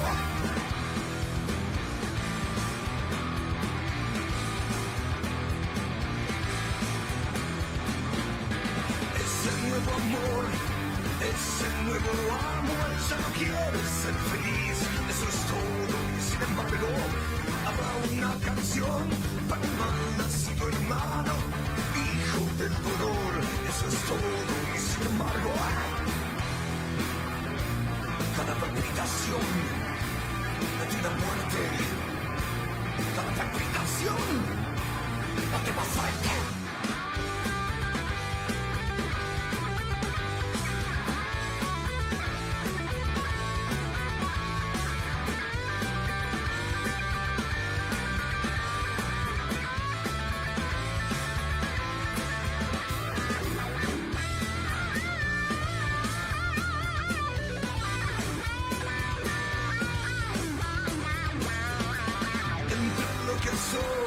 Y lo que hay de malo, solo late tu verdad, eso es todo y sin embargo moriremos frente al mar. De todo lo que has llorado no se puede construir todo el sueño sin soñarlo.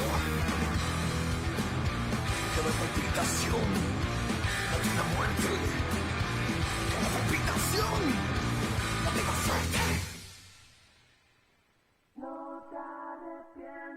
De nada y no pidas perdón.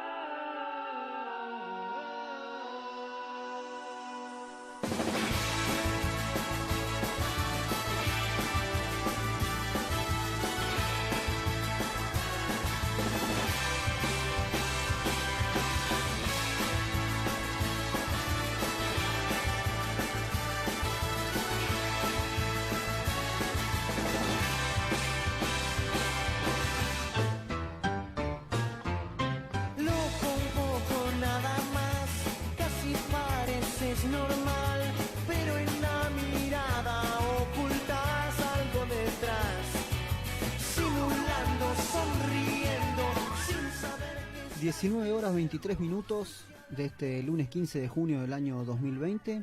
Seguimos con defensores del fútbol argentino, en este momento con uno del Club Centro Español de la Primera D, una de las revelaciones de esta categoría. Estamos hablando precisamente de Darwin Palacios. ¿Cómo andás, Darwin? Buenas tardes.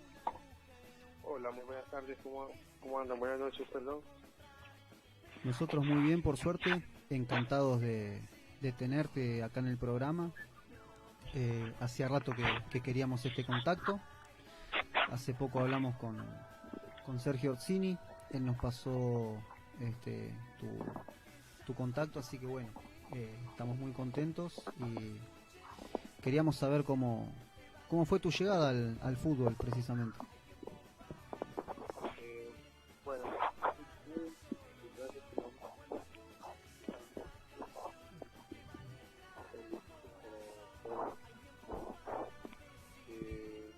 para mí es un placer estar aquí en este momento, estar en este país y después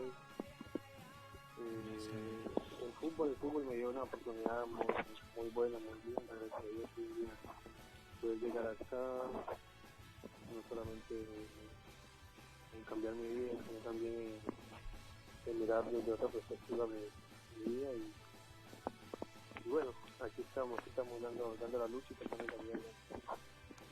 Sabes que se escucha mucho ruido de fondo, no se te escucha bien. Mucho ruido, un segundo, estoy tranquila. Ahí, ¿ahora sí? Ahora sí se escucha bien. ¿Hiciste inferiores en Boca? Sí, así fue mi llegada directamente aquí al fútbol argentino, llegar a un club tan grande como es. ¿Y llegaste hasta la quinta categoría? ¿Hasta la quinta división? No, en realidad estuve en reserva, entre reserva y cuarta división del último año. ¿A quién tenías de técnico en ese momento? En cuarta división en el primer año de cuarta división tuve a Marchesini. En el segundo año de cuarta división tuve a el Chavo Pinto y en reserva a el Flaco Esquiavo y el negro Flaco Esquiavo, sí. ¿Hoy sos jugador libre? O sea, ¿te fuiste No, de Boca hoy... como jugador libre o perteneces a Boca? No, de Boca me fui como jugador libre, ya que llegamos a una instancia de que al no tener contrato profesional en ese momento, no obviamente quedaba libre. Y ya era en la última categoría, que era ya como reserva y cuarta división. ¿Y cómo fue tu llegada a Centro Español? Bueno, el Centro Español fue uno de los clubes que en ese momento me dio la oportunidad de quedarme sin club, me dio la oportunidad de tener un torneo para poder mantenerme vigente y mantenerme en roce, que hoy en día se lo agradezco mucho. Mi llegada fue particular, no es como que en realidad llegué prácticamente a lo último ya de la pretemporada, porque en su momento estaba buscando clubes de categorías superiores, pero recién estaba volviendo de una lesión. Estaba en un momento difícil donde no tenía ritmo de fútbol, no estaba físicamente bien y bueno, ya había tenido contacto con Diego, que era de la parte administrativa del Centro Español. Vio mis videos y estaba interesado en que fuera por lo menos a probar una semana con el cuerpo técnico que está hoy en día, y fue él quien apostó por mí en ese momento, porque yo en ese momento estaba después de la lesión y todo eso, que no pegué en algunos de los clubes de mayor categoría que estaba buscando, como lo era el Boy, como lo era el Almirante Brown. Después de que no pude arreglar con ellos, estuve en un club de jugadores libres que se llama CIFA. Sí. Y estuve ahí, estuve entrenándome por 2 semanas. Ahí hicimos varios amistosos contra Centro Español. Y bueno, Diego me ve y me da la oportunidad de que vaya y pruebe por una semana a ver si le gustaba al cuerpo técnico. Y bueno, justo en ese momento que llegué, se habían ido varios jugadores, el plantel estaban renovando. Y bueno, me dieron la oportunidad de probar, me vieron, les gustó y gracias a Dios y a ellos hoy día estoy aquí. Sos un jugador muy muy rápido, muy tiempista. ¿A quién tenés como espejo a la hora de jugar? Y qué te puedo decir, en realidad hoy en día como jugador no te puedo hablar de mi posición porque al no ser al principio de mi carrera o siempre lo anhelado fue jugar en otra posición, no tengo exactamente un jugador de la posición como central porque mi vida fue bastante particular porque yo no jugaba de central. Entonces hoy en día, si me vas a preguntar, mi máximo ídolo en el fútbol como tal siempre fue y lo seguirá siendo hasta los últimos días, Ronaldinho. Sí. Creo que es el Mamá de de muchos, jugador. sí. El de muchos. Claro, por eso, y entonces como que por ahí me preguntan y dirán, bueno, pero que habla si es central, por ahí lo dirá cualquiera que esté escuchando, dirá eso, pero no saben detrás de este central qué historia particular hay. Yo en realidad no jugaba de central, sino hasta hace 3 años, 4 años que estoy jugando de central. Cuando te ocurrió lo de esta lesión que vos decís y que después quedás libre de Boca, ¿pensaste en algún momento volverte? ¿O siempre tuviste claro que la ibas a pelear?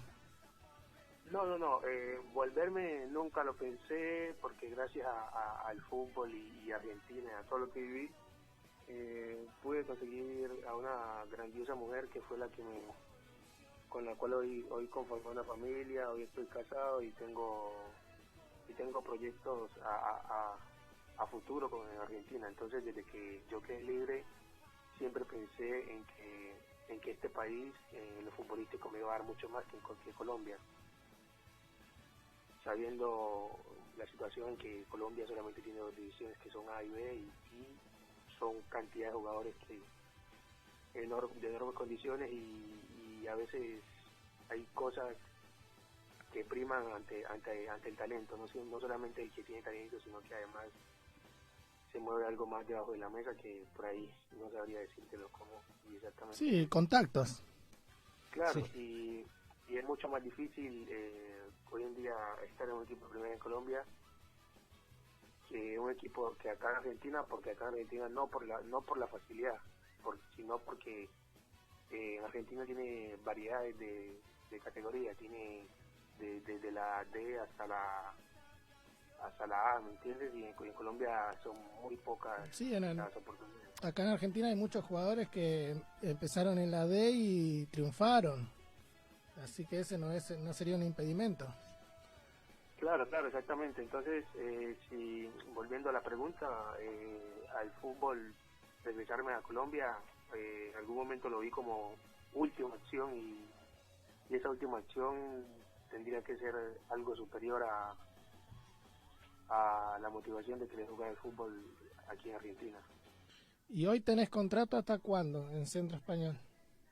Hoy en Centro Español no sabría decirte si hoy como jugador de Centro Español hasta julio se había firmado el acuerdo de estar con ellos hasta julio, pero hoy en día con todo esto no sabemos cuál sea mi realidad en Centro Español, si si vaya a seguir, si no vaya a seguir. Hoy en día obviamente me encantaría y estoy anhelando que esto vuelva para poder pelear el reducido, porque estamos en una situación bastante particular y no pienso más sino en volver y estar en ese reducido y poder pelearlas. Pero en cuanto al contrato, o por decirlo así, el tiempo pactado con Centro Español era hasta julio. ¿Cómo te estás entrenando? ¿Cómo te mantenés en forma?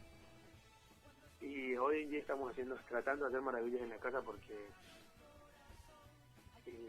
viene siendo algo bastante difícil con la situación de que yo estoy en estos momentos en un edificio, y al principio empecé en la terraza del edificio entrenándome a full, todo bien, hasta que se quejaron del quinto piso, y bueno, me tocó que encerrarme ya en una parte más limitada, que es la sala, entre la cocina, y armarme pequeños circuitos de velocidad, de resistencia, bueno, todo lo que el profesor en algún momento da, y todas esas cositas que uno va destacando también a través de la internet, y entrenamientos personalizados, complementando un poco y bueno, tratando de hacerlo así, que no queda de otra. Bueno, Darwin, te mandamos un gran abrazo. Esperamos verte pronto en la cancha. Y volviendo al tema de centrales, hay centrales que juegan muy bien, que saben más con la pelota quizás que un volante, que un delantero, y que hacen muchos goles también. Así que te queremos ver patear algún tiro libre cada tanto. a ver si se te da. Sí, seguramente es algo que también siempre de a poco lo he entrenado, pero bueno, tengo en cuenta de que en los clubes donde llego trato de llegarme a la gente o ganarme el lugar de a poco, y no ir tratando de sin tener inconvenientes con nadie, porque viste que a veces se molesta, no sé, el volante, que al ver cosas se agarra la pelota y quiere patear. Entonces trato de hacerlo de a poco, pero creo que puedo llegar a tener condiciones como para poder hacerlo. Seguramente te va a ir muy bien, ya sea en Centro Español o en donde te toque jugar. Claro. Te mandamos un abrazo. Hasta bueno, luego. Gracias. Muchísimas Yo también gracias. le mando un saludo a usted y bueno, también un saludo a todos los chicos del club, del Centro Español, y a todos aquellos que hoy en día están en la situación, y que hay que tener un poco de optimismo, porque de esta salimos tarde o temprano, pero salimos. Bárbaro, Seguro. Darwin, un abrazo. Hasta luego. Muchas gracias. Darwin Palacios, futbolista colombiano de la Primera D de Centro Español, un club Uno de los muchísimos jugadores que vienen a probar suerte, ¿no? a Argentina. Hay muchos jugadores colombianos en la D, todos muy buenos, y bueno, precisamente aquí en La Matanza lo tenemos a Darwin, y después que nos pase la dirección del privado de donde vive, así vamos a hablar con el vecino del quinto piso Sí. para que lo deje entrenar. ¿Cómo no lo van a dejar entrenar? Sí, no sé dónde vive, pero hoy puede salir a correr, ¿no? Si nos Sí. estás escuchando, sos un forro, así nomás te lo digo. Déjalo entrenar a Darwin, por favor, que tiene que volver, que no le pase como hoy. Estaba viendo Mallorca-Barcelona y los últimos 20 minutos fue un partido de barrio, cuando ya las piernas nada más, que va la pelota de un lado al otro. Y es difícil porque recién vuelven, hay que entenderlo, 80 y pico de días sin fútbol, sin entrenamiento como se debe, digamos. El que decía acá no, porque Messi camina a la cancha, hoy se hizo la fiesta, estuvo en un cumpleaños, porque pobre no podía. A Suárez le tiraron una pelota larga y se lo comió crudo el lateral, algo que nunca lo ves. Así que bueno, Cristiano el otro día volvió errando un penal, sí. o sea que tampoco hay, o sea, es en general. Y Dybala también se lo notó muy lento, se ve que la enfermedad lo afectó. Esperemos que se recupere por el bien de nuestra selección, y nosotros nos vamos a un pequeño corte y ya volvemos con más programa. Hace frío y estoy lejos de casa. Hace tiempo que estoy sentado sobre esta piedra. Yo me pregunto, ¿para qué sirven las guerras?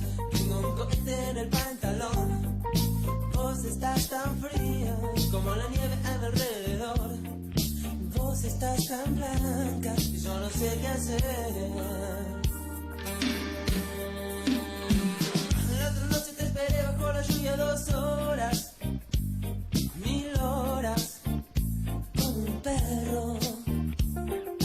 Y cuando llegaste me miraste y me dijiste, loco, estás mojado, ya no te quiero. En el circo vos ya sos una estrella roja que todos se lo imaginan. Si te preguntan, vos no me conocías, no, te tengo un corte en el pantalón. Vos estás tan fría como la nieve a mi alrededor. Vos estás tan blanca que yo no sé qué hacer.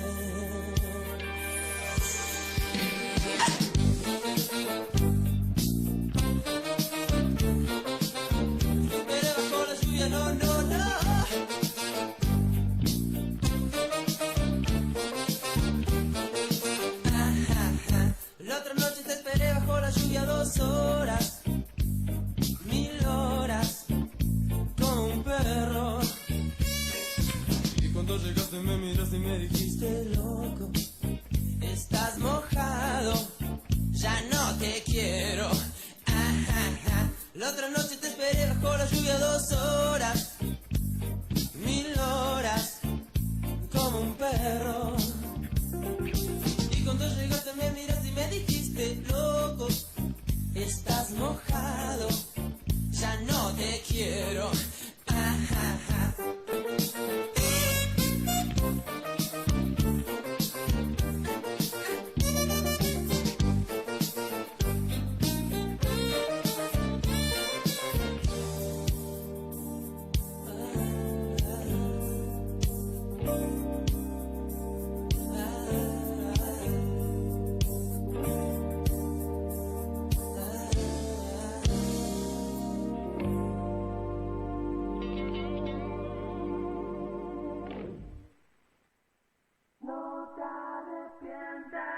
nada y no pidas perdón.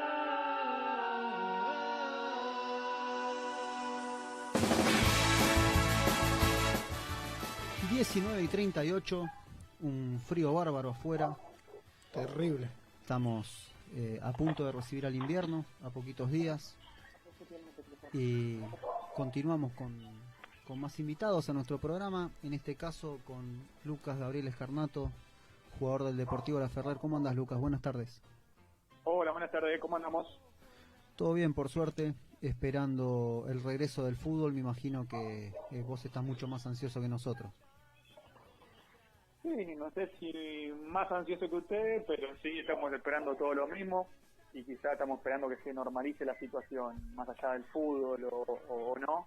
Estamos esperando que se normalice la situación, que todos podamos volver a nuestro trabajo normalmente y a la rutina. Así que nada. Particularmente el Deportivo La Ferrer venía en levantada en el torneo, le había ganado por Copa Argentina en un histórico partido a Estudiantes de La Plata, venían con el ánimo por las nubes y de repente pasó todo esto. ¿Cómo estás vos y cómo están el resto de los muchachos? Bien, es verdad lo que decías, veníamos en levantada en el campeonato, quizá más que nada lo que más nos interesaba a nosotros y nuestro objetivo principal era terminar de la mejor manera para cumplir el objetivo que nos propusimos. Pero bueno, son cosas ajenas a nosotros, a todos nosotros, no solo a los jugadores de fútbol. Y nada, hay que tratar de asimilarla de manera rápida, de saber y pensar de forma positiva, de que nuestras carreras siguen, de que tenemos que seguir preparándonos como jugadores, como seres humanos en nuestro trabajo, en lo laboral, y pensar que dentro de poco todo se va a solucionar y el porvenir de cada uno de nosotros, de los jugadores de fútbol y la Ferrer en este caso, va a ser mucho mejor que el que fue hasta ese momento que pasó todo. Así que nada, con esta mentalidad creo que todo va a salir bien y que siempre esperamos algo bueno. Hola, buenas noches, Lucas. Buenas noches, ¿cómo andás? Te quería consultar por el contrato. ¿Hasta cuándo tenés contrato? Viste que se está hablando mucho. Sí, yo particularmente tengo contratos hasta el 30 de junio. Creo que la gran mayoría de los contratos se vencen el mismo día, la misma fecha. Pero bueno, yo en el caso particular tengo hasta el 30 de junio. Ya estamos próximos a esa fecha. Pero bueno, después se verá cómo se resuelve el tema de los contratos, que quizás es lo que más nos llama la atención a nosotros, más nos preocupa, de tratar de seguir teniendo trabajo hasta fin de este año. ¿Tuviste alguna charla o todavía no se habló del tema? No, con la Ferrere no. No tuve charla del tema, ninguno de los chicos, de la continuidad, de cómo seguir. Pero bueno, estamos a la espera de eso. Dijiste con la Ferrere no, ¿de algún otro lado te llamaron? Sí, la realidad es que cuando llegan a esta etapa, cuando se abre el libro de pase, cuando hay recambio y demás, siempre uno, gracias a Dios, yo en lo personal siempre tuve la posibilidad de tener 2 o 3 clubes que te llaman, que están interesados en uno. Pero bueno, la realidad es que yo no hablo del tema, ni de lo económico, ni de proyecto, ni nada, solamente escucho las propuestas y las ofertas, porque no, mi forma de ser y a mi forma de parecer y de vivir y de manejarme no es lo que corresponde. Yo soy jugador de la Ferrere hasta el 30 de junio y no puedo tomar ninguna determinación siendo parte de un club o de un proyecto. Hasta que no finalice, no vuelvo a tener otras charlas quizá o a llegar a negociar con algún club que esté interesado en uno, pero sí he tenido charlas y acercamientos de otros clubes. Te hago la pregunta respecto a las medidas que tomó la AFA, que esto de suspender los promedios, los descensos, por 2 años. ¿Estás de acuerdo? ¿Crees que no es o le quita, digamos, importancia al fútbol argentino? Sí, creo que primero desvaloriza mucho el trabajo del jugador del ascenso, más que nada del jugador del ascenso. Después le quita ese nivel de competición que tiene este fútbol argentino, que lo hace tan llamativo, que lo hace atractivo. Muchos clubes no jugarán por nada, y es así, y otros tantos que quizá tengan algún poder quizá más económico o sean más ambiciosos que otros, puedan llegar a sacar la diferencia y quizá lo haga un poco desparejo. Se va a desvirtuar el fútbol. Claro, se va a desvirtuar, pero más que nada creo que desvaloriza mucho el trabajo y la trayectoria de muchos jugadores del ascenso, porque los que más quedarían afuera del sistema serían jugadores con 8, 10, 12 años de carrera, que son los que quizá son de más experiencia, que los clubes lo buscan, son los que manejan los equipos aparte. Tal cual. Y bueno, le daríamos se le daría más lugar a un fútbol amateur, a chicos que quizá están recién iniciando, que no lo veo mal, que se puede hacer en proyectos a largo plazo en todos los clubes, pero veríamos mucho más eso, y yo sigo sosteniendo que año tras año las categorías se van potenciando y van mejorando. Yo tengo la opinión de decir, viste que dicen que obviamente que van a usar muchos juveniles, pero también sería quemar esos juveniles, porque lo van a usar por 2 años, y al tercer año, si vuelven los descensos, lo van a dejar de lado, porque el fútbol argentino es así. Van a volver a contratar jugadores. Sí, también, quizá le da la posibilidad a jugadores de la C, que algún club de Nacional B también te pueda ver, porque es el menor el presupuesto, o un jugador de la C tiene más ambiciones quizá, o no tantas pretensiones en lo económico, y quizá pueda escalar 1 o 2 categorías, pero nada, en mi caso particular, o de la camada de los jugadores que arrancaron conmigo, me parece que no está bueno, y que hay muchas opciones de mirarlo, muchos puntos de vista, todos son válidos, pero me parece que le saca jerarquía a todo lo que se estuvo generando estos últimos 6, 7 o 8 años, en donde el ascenso se potenció mucho. Y en la Copa Argentina creo que quedó demostrado en muchos casos. Y lo del ascenso, hacer ascender al campeón y jugar un reducido, ¿estás de acuerdo? No he hablado en las notas que han salido donde me han preguntado cómo se tiene que definir el campeonato, no he opinado quizá de la mejor manera o de una manera que quizá estaban esperando los periodistas, porque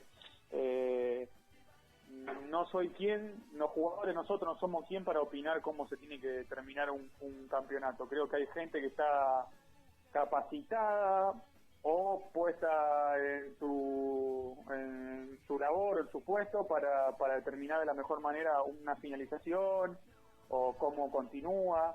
Ellos tienen que hacer su trabajo de la mejor manera, tratando de que salgan perjudicados la menor cantidad de jugadores y de clubes posible, y nosotros nos tenemos que dedicar a jugar y a afrontar esas determinaciones o esa continuidad o esa finalización del campeonato como sea. Así que no he opinado quizá de la mejor manera o no he dado una opinión muy certera a esta pregunta. Ha sido muy claro. Sí, está perfecto lo que decís. Por lo menos Bueno, me alegro. para nosotros está perfecto porque querés lo más justo para todos. Sí, y es mi forma de ser y así pienso de la vida. A mí no me da para opinar de lo político, no me da para opinar de alguna labor donde yo no esté empapado en el tema, porque no es lo mío. Yo te puedo hablar de lo futbolístico, de cómo está la Ferrere, de cómo están los clubes del ascenso, compañeros míos, colegas, de algo de técnico que he estudiado, de profesor de educación física, pero lo que no es mi rubro y lo que no sé, no puedo darte una opinión porque no sería constructiva, y para no dar una opinión constructiva prefiero no evitarla. Precisamente justo eso te iba a preguntar, porque siempre tuviste ese carácter, esa personalidad de líder de grupo, y sabía que estabas estudiando, que estabas haciendo el curso de técnico, o sea que vas a ser técnico el día de mañana. Sí, mi idea es ser técnico el día de mañana. Justamente hoy mandé a averiguar por el tema de una computadora, que estoy medio arrecio al tema de la tecnología y quiero empezar a hacer cursos. Quiero aprender, quiero meterme a hacer un curso de liderazgo, de coaching, quiero aprender algún idioma, quiero seguir nutriéndome para cuando me toque el día de mañana ser técnico, estar preparado, estar a la altura, y bueno, cuanto uno más herramientas tenga, más lejos está quizá del fracaso, de que le vaya mal. El fracaso no es una palabra que me gusta usar, pero bueno, de que le vaya mal. Así que nada, estamos también construyendo paralela a la carrera de jugador de fútbol, el post retiro, digamos.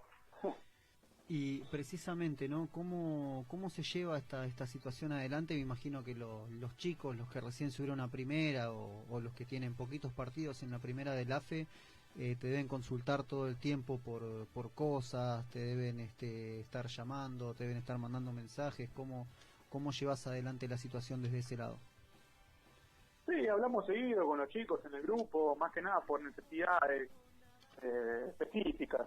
Hoy el fútbol pasa a segundo plano cuando hay otras necesidades, quizá más en lo económico, incertidumbre de cómo va a seguir todo, pero los chicos te preguntan, te consultan, y es bueno que confíen en uno, que escuchen la palabra de uno y que lo tengan en cuenta para cualquier cosa, no solo en lo futbolístico, sino también en lo personal, de cómo resolver si firmar un contrato, si no. Los chicos que estaban a préstamos también me han consultado con quién tenían que hablar, si con dirigencia de la Ferrere, con la dirigencia de los clubes que están.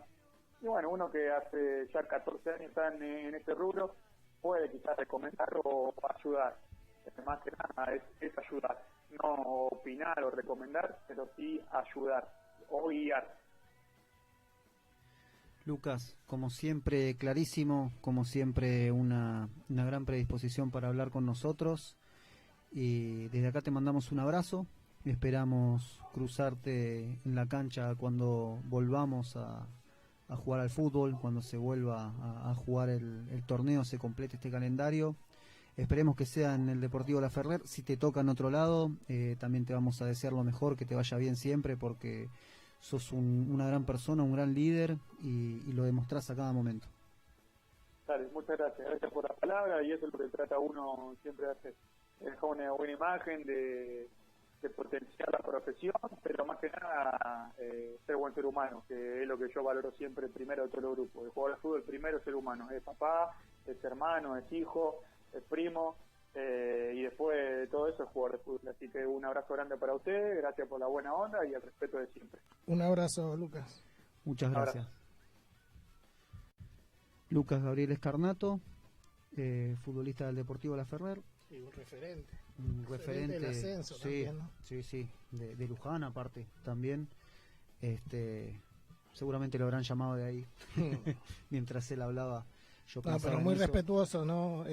Mientras tenga contrato, más allá que quedan 15 días para que terminen muchos contratos y muchos jugadores quisieran asegurar un nuevo contrato. No sé si tanto asegurar que lo llamen. Hay dirigentes de clubes que no se han comunicado con los jugadores en ningún momento. No los llamó nadie. Hay jugadores de distintos clubes. No vamos a dar ningún club en particular porque no vamos a quemar a nadie. También hay que entender la situación, ¿no? Hay que entender que hay clubes que realmente no tienen un mango tampoco. Así como el jugador no tiene un mango, el club tampoco. Pero hay dirigentes de clubes que por lo menos levantar el teléfono, un llamadito, hola, che, ¿cómo estás? ¿Necesitas algo? Una charla, sí. Claro, ¿tenés para comer? ¿No tenés? Te mando un paquete de fideos. Eso nada más, aunque sea el estar por teléfono. Y por eso habla de la incertidumbre. Obviamente, Lucas ya es un jugador formado, él ya está curtido en estas sabe cosas. Manejar, claro, sí. sabe manejar estos temas, pero un pibe de 18 años que jugó 2 partidos y no sabe qué es lo que va a hacer de su vida y que apostó todo al fútbol, que hay muchos casos, no tiene idea qué es lo que va a pasar mañana, también tiene contrato, por ahí se le vence, y es verdad lo que él dijo, de que probablemente los que más pierdan acá son los más veteranos del ascenso, que son los que te manejan el plantel, los que te llevan los partidos adelante, los que ponen la cara cuando se pierde y los que por ahí los dejan de lado cuando se gana, y son los que van a perder en esta situación. Es triste, pero todo lo que dijo es una gran realidad. Esperemos que no sea tan así, tan drástico, pero todo apunta a eso, porque es la verdad, hay muchos jugadores que hay no tienen pocos idea qué va a equipos ser de ellos. que posiblemente puedan sentarse a arreglar contratos en este momento, sin tener que bajar, digamos, ¿no? Contratos. Muchísimos equipos van a tener que bajar contratos. Se va a venir una Un reestructuración ajuste, en el sí. fútbol, sí, muy fuerte. Había clubes que ya estaban Y fundidos, hay jugadores que van a tener que aceptar. lo que le den, Y si no, bueno, no sé qué pasará. porque hay clubes que ya venían fundidos. Imagínate ahora, con 3 meses de no tener recaudaciones, de que la plata no les mande dinero, así que bueno, nos vamos a ir despidiendo, nos quedan un par de minutos, vamos a aprovechar para mandar saludos. Le mando saludos a todos los chicos de la única IPF que hay en Virrey del Pino, en el kilómetro 35. Le mando saludos a mi vieja que me está escuchando, a mi señora, a mis hijos, a Pablito González, futbolista de Cañuelas, de las inferiores, que nos escucha todos los lunes. Esperemos que algún día llegue a jugar ya sea en Cañuelas o en otro club, donde sea. Esperemos que muchos chicos que nos están escuchando les haya servido el programa de hoy, les haya servido el testimonio de Lorenzo, que pasó de jugar en infantiles a jugar una final del mundo, que les sirva el testimonio de Darwin Palacios, que llegó a este país a jugar al fútbol y lo logró, lo consiguió, que les sirva el testimonio de Escarnato. Esperemos que todo esto que estamos haciendo también sirva un poquito para distraer un poco, para distender, porque la estamos pasando mal, cada día la estamos pasando peor. Los números no son muy alentadores y al menos un ratito los mantenemos entretenidos, creo yo. Supongo que estamos haciendo algo bien por la gente, eso nos reconforta. Y será hasta el lunes que viene. Sí, déjame mandar saludos a Lorena, a Luciana, que nos están escuchando, ¿no? A mi señora, que me ayudó en unas cosas que estuvimos haciendo, y a mi sobrino Matías, que está escuchando con toda la familia ahí, con la señora Jime, Aymara, Eros, y a mi vieja, que nos está escuchando. Así que un saludo a todos. A los que nos ven por Facebook también. También un saludo a todos. Y al crack que tenemos del otro lado de la pecera. Por supuesto, Eduardo. El que mago siempre está. Hasta luego.